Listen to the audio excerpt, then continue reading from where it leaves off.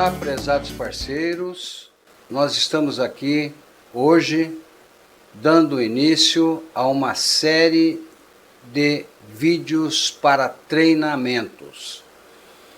O nosso objetivo é capacitar cada vez mais o nosso pessoal que atua diretamente em campo. Não adianta nada você produzir produtos de alta tecnologia e com inovação constante se nós não capacitarmos adequadamente o nosso corpo técnico para poder transmitir as vantagens e tirar o máximo possível dos nossos produtos. E hoje, para inaugurar esta série de treinamento, temos conosco o excepcional técnico Mário César Pereira. Olá, Pelegrino, olá, colaboradores e parceiros. É um grande prazer estar participando desse primeiro podcast aqui. A maioria de vocês me conhece aí, né? Meu nome é Mário, eu sou técnico em alimentos e graduado em gestão comercial. Estou na Nippon há 22 anos, 19 anos trabalhando na DCA, participei do crescimento da distribuidora no sul de Minas e há 3 anos e pouco eu estou na Nippon, na parte técnica. Podemos dar início, Mário, de uma forma mais direta e mais objetiva, falando do assunto que nos trouxe aqui no dia de hoje, que é a parte a importância da higienização na indústria de laticínios e alimentos em geral. Hoje nós vamos focar exclusivamente na área de laticínios. Falar em leite no Brasil, o Brasil é um dos maiores produtores de leite do mundo. É o terceiro maior produtor e alguns estados se destacam. Minas Gerais é o maior produtor de leite, seguido de Rio Grande do Sul, Paraná. E um grande destaque para o Nordeste, que há pouco tempo Pernambuco passou a Bahia em produção. Então há um crescimento muito grande. E também a qualidade, a busca pela qualidade, a mudança nas normativas, que cada dia está fazendo com que a gente tenha produtos de melhor qualidade na mesa, diferente do passado. Falar em higiene dentro da indústria de alimentos é primordial. Não se tem um produto de qualidade sem ter uma matéria-prima de qualidade e uma higienização muito bem feita. Você ter só uma das duas não vai resolver seu problema, não vai te trazer a qualidade final, não vai levar para a mesa do consumidor um produto de qualidade. Um dia tem um açougue onde eu pego a minha carne e tal, e ele veio me oferecer um queijo caseiro, um queijo artesanal. E ele falou, prova um pedacinho. Aí ele me deu um pedaço do queijo, eu olhei assim o queijo, todo furadinho, como diz o mineiro. Só que esse furadinho, eu falei, amigo, nunca compre um queijo assim, né? Isso é falta de higiene, o queijo todo furadinho. Por que ele é falta de higiene, Pelegrino? Eu falei, isso são coliformes fecais. O queijo, a menos que seja de propósito que você utilize algum fermento específico para gerar aquelas bolhas de crescimento, aquilo são bactérias, principalmente no Minas Frescal ou no Meia Cura. Então, aí eu falei, esse queijo aí foi colhido, o leite foi tirado balde ao pé, porque hoje em dia já não se admite mais a ordenha balde ao pé. Então eu estava explicando para ele que aquilo é fermentação, aquilo são coliformes fecais. Você pode falar sobre isso, Mário? Sim, na verdade existe esse folclore, né, do queijo furadinho em Minas Gerais. Tem laticínios que produzem o queijo furadinho, mas de uma forma correta, através da adição de fermento, como o senhor citou. Mas tem muitas fábricas clandestinas, né, que produzem o queijo por falta de higiene, ele fica furadinho. Isso aí é coliforme, isso aí traz doença. Explicar um pouco que muita gente não tem esse conhecimento do que são as intolerâncias e as alergias, né? Então, existem pessoas que têm alergia ou intolerância. Intolerância é a lactose. A lactose é o açúcar do leite. Então, a pessoa que tem intolerância, ela não consegue comer produtos lácteos com concentração de lactose alta. Ao menos que ela coma um parmesão, que é bem curado, e com isso não tem mais lactose, ou compre um queijo sem lactose, que aí adiciona a lactase e isso aí é quebrado. E a outra coisa é a alergia à proteína A1. Então, assim, o Brasil só produzia leite A1, A1, A2, e de um tempo para cá foi criando os plantéis e alguns empresários visualizaram esse mercado, né? Um mercado que está crescente, já tem várias fábricas no Brasil e vários produtores, não adianta ter a fábrica se não tiver o produtor de leite A2. É um leite mais valorizado, um leite que não provoca alergia por não conter a proteína A1. A tecnologia e a inovação na qualidade e as soluções dos produtos Nippon Chemical, eles têm um histórico, né? A tecnologia química ela é muito avançada. A Nippon Chemical, para início de conversa, ela só utiliza produtos 100% certificados, produtos que nós chamamos de verdes, ou seja, ecologicamente corretos e com certificado de qualidade. Nós não utilizamos qualquer produto. Aí começa um grande diferencial na qualidade final. Você não consegue fazer um bom produto final se você não tiver matérias-primas de primeiríssima qualidade com um rigoroso controle de qualidade. O controle de qualidade da Nippon, ele começa na matéria-prima.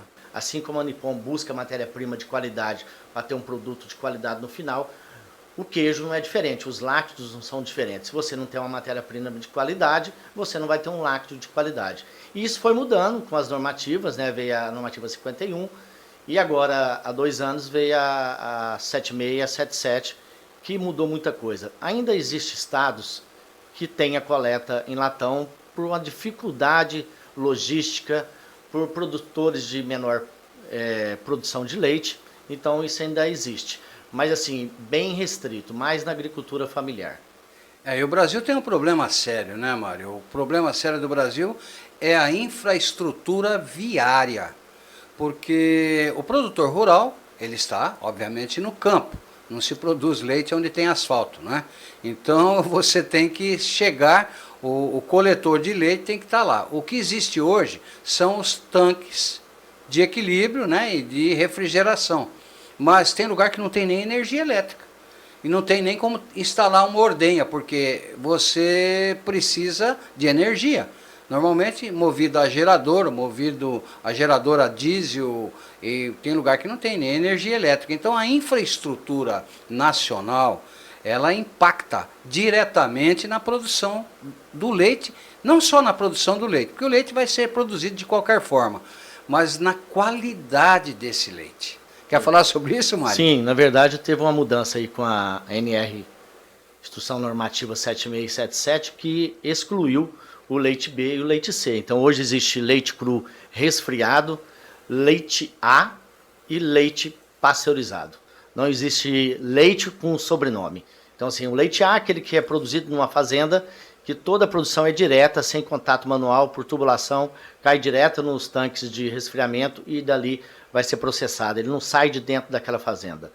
O leite cru resfriado é aquele que vem de várias fazendas, dentro de uma qualidade, e vai chegar no estabelecimento de entreposto ou fábrica. E o leite pasteurizado é todo aquele que vai ser destinado à produção de lácteos, seja queijo, requeijão, leite, bebidas lácteas. Então, isso aí melhorou a condição no Brasil de determinar o tipo de leite. E a lei ficou mais rigorosa. Então, o controle de células somáticas está mais rigoroso, o controle de bactérias totais também está mais rigoroso, e com isso, como eu já falei no começo, melhor qualidade do produto final. Mas nada disso adianta se não tiver uma qualidade na higienização. E essa responsabilidade mudou. Antes, no passado, o produtor, o pecuarista, era responsável pela qualidade, não que ele deixou de ser responsável, mas quem monitora isso é o laticínio. Então, assim, a legislação mudou porque o laticínio tem que fiscalizar a produção, fiscalizar o manejo do gado, o que o gado come, a vacina que é aplicada para trazer qualidade para o laticínio. Então isso mudou bastante. Falando dentro de boas práticas de fabricação, em qualquer uma das etapas, desde a matéria-prima até a gôndola no supermercado, eu considero a etapa mais importante dentro de boas práticas de fabricação a higiene pessoal. E aí nós vamos falar de 2 produtos fundamentais e temos um terceiro também, que apesar de não estar inserido aí no nosso contexto, nós temos ali o White Pear, que é um sabonete bactericida à base de um dos princípios ativos mais utilizados, que é o triclosan, não é? Que é um éter fenólico de altíssima performance. E temos ali o álcool gel G70. Mas, para higienização e em substituição, agora já logo em linha com a proibição da Anvisa para o álcool 70 líquido, e que eu acho que foi uma medida muito acertada por parte da Anvisa de ter proibido ele. Aí eu estava conversando com uma pessoa ontem a respeito disso. Como é que vai ficar? Vocês têm um produto para substituir o álcool 70? Lógico, nós já temos esse produto desde a pandemia, que é o nosso Nipodine DGC 30, que é um digluconato de clorhexidine, diluição até 1:300 para uso corporal, em qualquer parte do corpo, alergia zero praticamente, e ele tem várias vantagens. Eu posso fazer a antisepsia das mãos com o DGC 30? Lógico. Eu diluo ele 1:100, ele está perfeito para banho de leito, para uma série de coisas. Por quê? Ele é muito mais eficiente. Eu costumo dizer, Mário, nas minhas colocações, que realmente o uso do álcool, o álcool gel ou do próprio álcool 70, ele é eficiente, mas ele não é tão eficiente quanto uma solução aquosa, né, de digluconato de clorhexidine. Sim. O sabonete bactericida ajuda? Ajuda. E a antisepsia prévia através do álcool G70 ou do álcool líquido, que agora está proibido, o álcool 70 líquido, ou do digluconato de clorhexidine. O que você acha disso? Não, eu acho perfeito. Na verdade, a gente não tem risco de mau uso, né? Porque você pegar um álcool a 70, você tem que ter um condicionamento perfeito. Uma embalagem sempre fechada para evitar a perda dessa concentração. Quando você faz uma solução aquosa de um princípio ativo que é um mineral ou orgânico, essa concentração não muda, você não perde, ela não evapora, ela não se precipita, você tem uma estabilidade muito grande. Mas eu quero aproveitar aqui o gancho até para poder matar uma curiosidade sobre álcool 70. Porque na pandemia o pessoal comprava álcool até no posto e achava que estava resolvendo. O porquê ser 70, Pellegrino? Por quê? Porque na verdade há um desbloqueio, né? Na realidade é a condição mais eficiente dele. Na verdade não é 70%, se confunde isso, é 70 GL. GL é Graus Gay-Lussac, é onde ele encontra a maior atividade bacteriana dele, nessa concentração. Não adianta eu usar o 42 nem o 99. 99 Gay-Lussac. Álcool se mede por densímetro, a concentração, que seria o Graus Gay-Lussac. Existe vamos dizer, uma correlação entre Graus Gay-Lussac e a eficiência bacteriana. Existe uma curva, e ela é uma curva logarítmica, e aonde se atinge no máximo de concentração de eficácia bacteriana a 70 GL. Hoje ele é muito mais utilizado como combustível ou como molécula base para a síntese química de determinadas substâncias, né? E existe o álcool do posto de gasolina, é um álcool bastante contaminado, mas eu sei que existiu muitas empresas que, na falta do álcool, nós, por exemplo, da Nippon, só usamos álcool de cereais, que é um álcool oriundo da fermentação do milho. Esse é um álcool de altíssima qualidade. E também muita gente usou o metanol, que é um veneno, praticamente. Ele serve como combustível, mas não serve para antisepsia das mãos. Falando dentro da indústria, né, a indústria de laticínios, a indústria de alimentos, o desenvolvimento de micro-organismos, e é o que a gente luta para combater, né, os micro-organismos que são patogênicos, que podem destruir, fazer com que perda a qualidade do produto final, se desenvolve muito fácil dentro de uma indústria. Onde é que ele se desenvolve dentro da indústria? Ele se desenvolve em toda a área fabril, dentro de toda a indústria, porque a umidade é favorável, a temperatura é favorável, o alimento é favorável. Então, se a gente não tiver regras, procedimentos de higienização bem implantados, o micro-organismo vai desenvolver sem controle. E, com isso, a contaminação do alimento final. A higienização das mãos é fundamental. E no laticínio não é diferente. Eu vi uma contaminação uma vez. Existem outras fontes de contaminação, através das embalagens. Às vezes a embalagem já vem contaminada. Através da localização do laticínio, muitas vezes tem contaminação, pode vir via aérea. Tem vários tipos de contaminação, sim, né, Mário? A contaminação pelas mãos dentro da indústria de alimentos, ela ocorre até com uma frequência que não é boa, vamos falar assim, porque o leite, depois de pasteurizado, ele está quase que zerado de contaminações. As bactérias ali, os micro-organismos patogênicos já foram eliminados. Mas o processamento dos lácteos, na maioria das indústrias, tem muita manipulação. Então, assim, o cuidado com a higiene pessoal é constante, a todo tempo tem que estar higienizando as mãos. Falando em temperatura, que nós citamos aí os meios, né, que favorece o desenvolvimento dos micro-organismos, existe uma faixa de temperatura que é a melhor, que está ali em torno da nossa temperatura corporal, que é os 37 graus. Mas entre 6 graus e 60 graus é a faixa de temperatura que favorece o crescimento de micro-organismos. Como o Sr. Pellegrino citou, existe micro-organismos que desenvolvem a temperaturas negativas e micro-organismos que desenvolvem também a temperatura muito mais elevada. Temos problemas até com leite longa-vida, em alguns casos, alguns micro-organismos que são resistentes a temperaturas elevadas, mas são casos isolados. Dentro da indústria de alimentos, a gente tem que ter cuidado com 3 tipos de contaminações. Eu falo sempre que 2 são mais fáceis de controlar e a outra a gente só recebe a informação através da surpresa, através da perda do produto, através da reclamação de um cliente.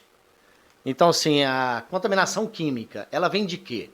Ela vem do uso de antibióticos e a pessoa não faz o manejo correto do gado e esse leite chega na indústria com presença de medicamento. Isso atrapalha toda a produção. Na verdade, a maioria dos lácteos não consegue ser produzido com a presença de antibióticos e a legislação está muito rígida. Então, assim, existe o teste, uma rotina muito pequena para detectar a presença de antibióticos. Então, é totalmente proibido o uso do leite com presença de antibióticos.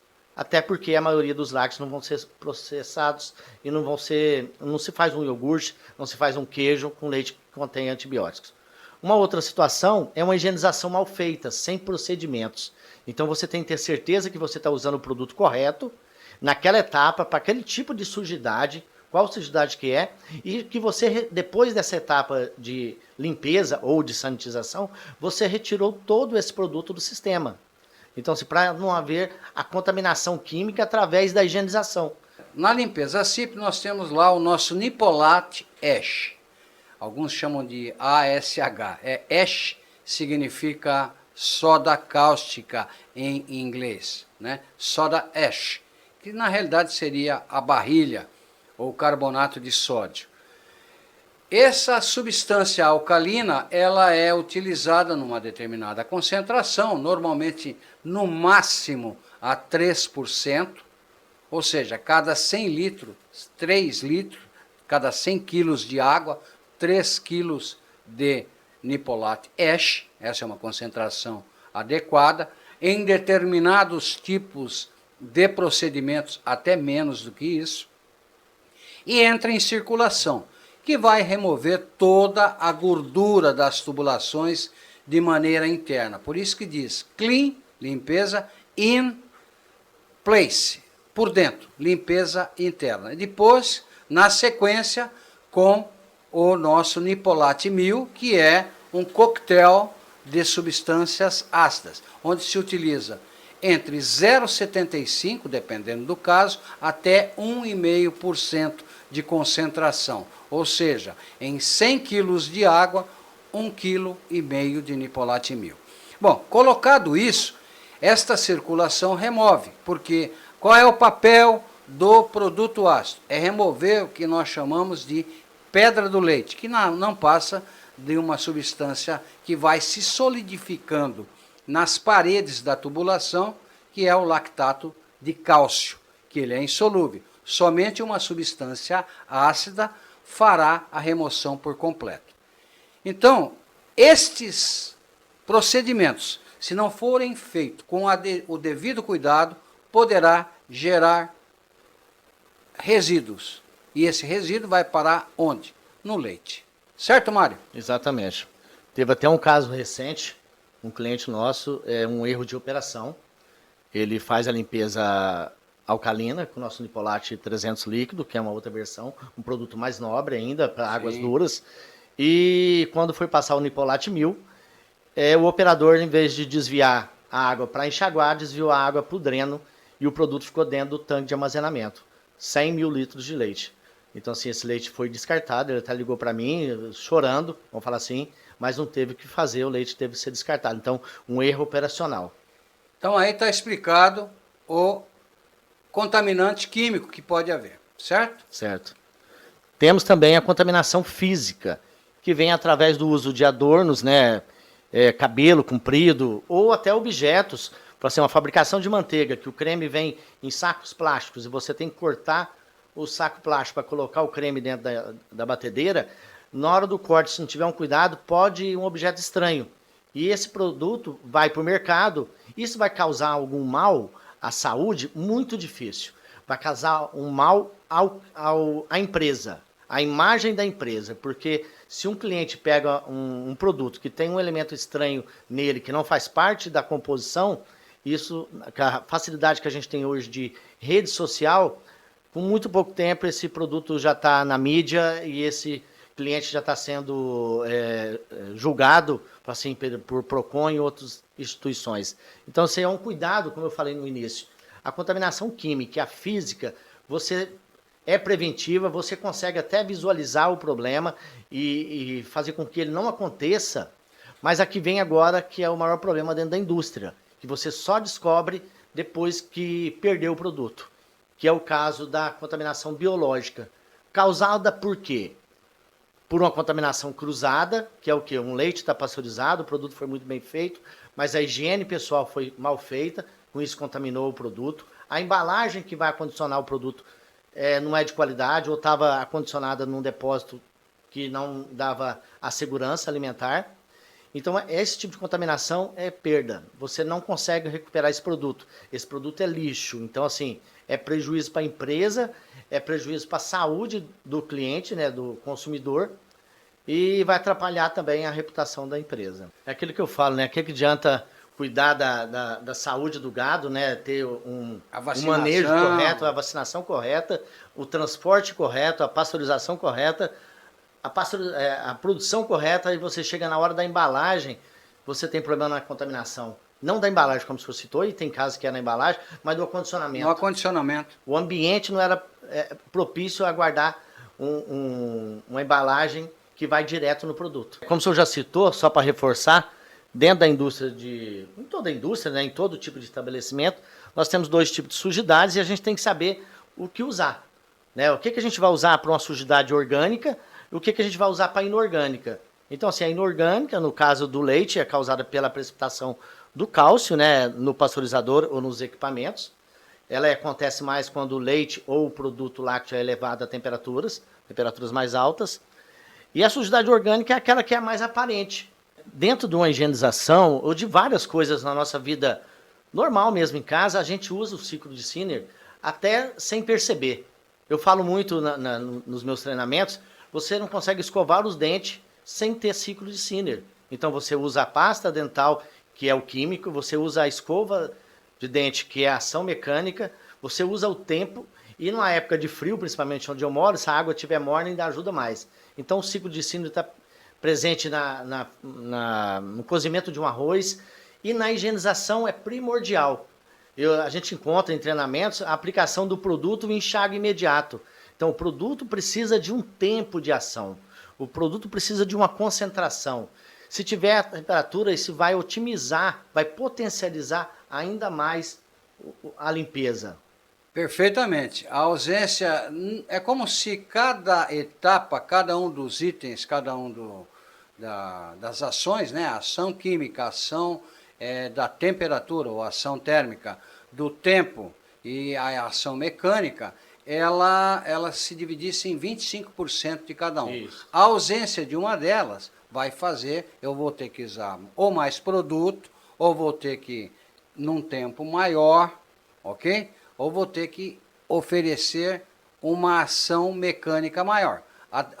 Das 4, a que realmente, na maioria das vezes, falta, principalmente na área hospitalar, né, que a gente conhece bem, é a ação térmica. Então, a ação química, a ação mecânica, o tempo e a temperatura se equivalem em 25%, se é que poderíamos colocar dessa forma.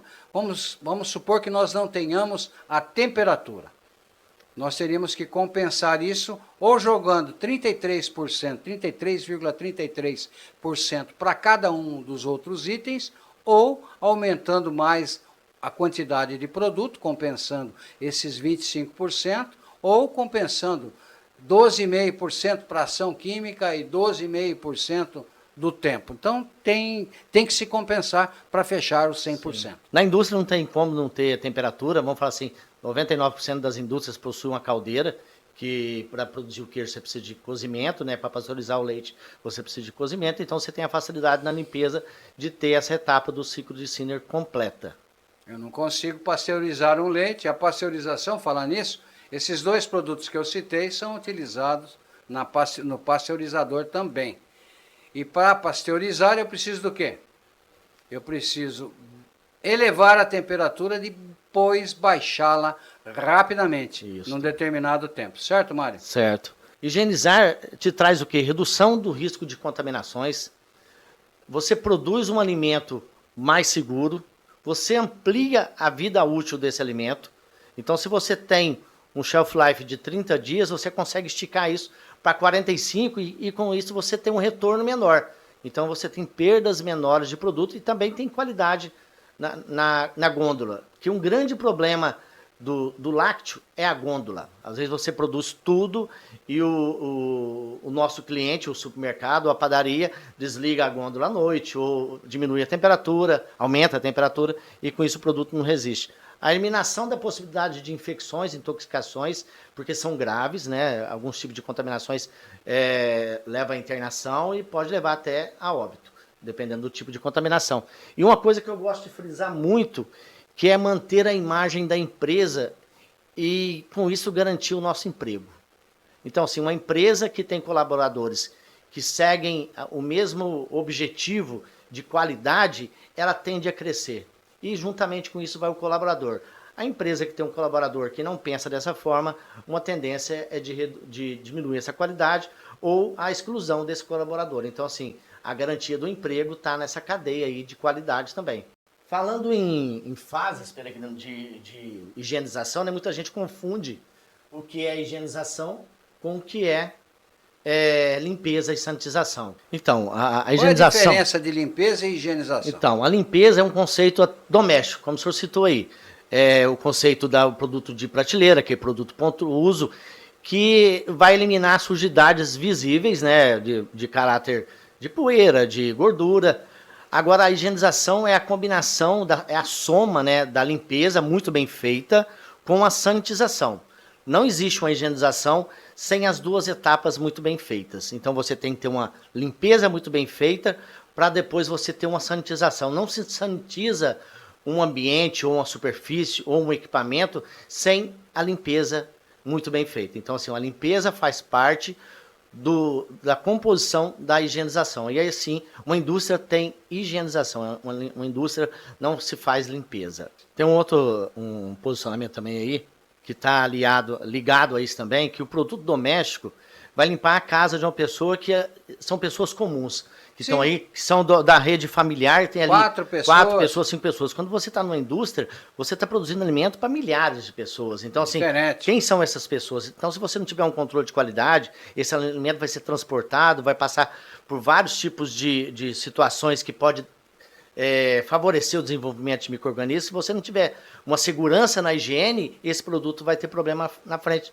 diferente da higiene dentro da casa. Perfeitamente. O que o Mário citou um pouco atrás aí, um termo que pode ser desconhecido de você, meu ouvinte, meu telespectador, meu colaborador. Shelf life. Shelf life é o tempo de vida de um produto na prateleira. Você não coloca um tempo de vida ipsis literis na data que está na embalagem. Então, por exemplo, você tem 30 dias. Lógico que você tem que trabalhar com uma margem de segurança de pelo menos 30%. Não estou dizendo isso que é para consumir produtos vencidos, não. Mas você tem que ter essa garantia, porque senão o que pode acontecer? Pode haver um desenvolvimento bacteriano antes do tempo, principalmente pelas razões citadas e aventadas pelo Mário aqui. Eu acho que para fechar aí, a ordenha, ela é o ponto-chave, é o ponto inicial de um produto lácteo. Então, se você não tem a qualidade lá, e a qualidade vem através de uma seleção de um rebanho, ao manejo de um rebanho, ao apoio da indústria ao pecuarista e à higiene desse estabelecimento, você não tem um produto final de qualidade. Então, assim, a higiene faz parte de todas as etapas da indústria láctea e de outras indústrias de alimentos. Perfeito. Olha, esse caminhão usa produtos, viu, gente? Por dentro e por fora.